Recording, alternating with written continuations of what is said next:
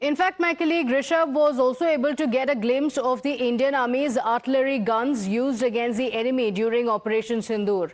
These are guns that fired first, sending a clear message to India's readiness and strength.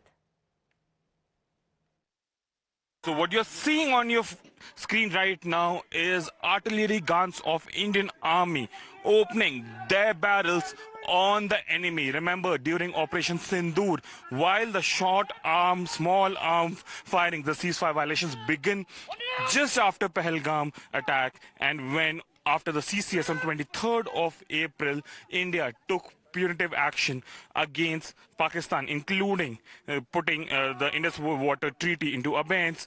The small arm firing began from 23rd of April itself.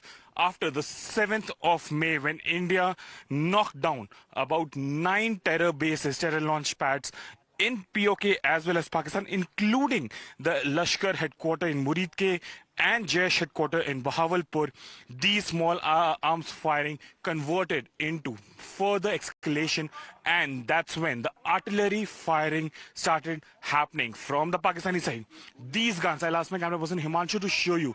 These guns were the guns that were the first to fire and showcase that what India was prepared for.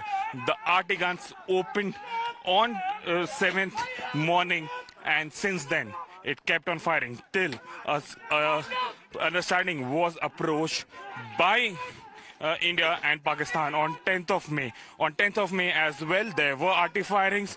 By 12th, it was finally decided between the two countries that the hostilities on the border, LOC and IB, will be ceased. The understanding right now is in place.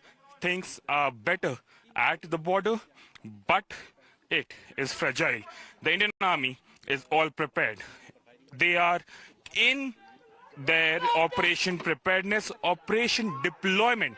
What you're seeing on your screen is just one glimpse of it. From here in Jammu Kashmir, at a forward base next to the line of control, from where Indian RTs opened their barrels to answer the violations that were happening from the Pakistani side.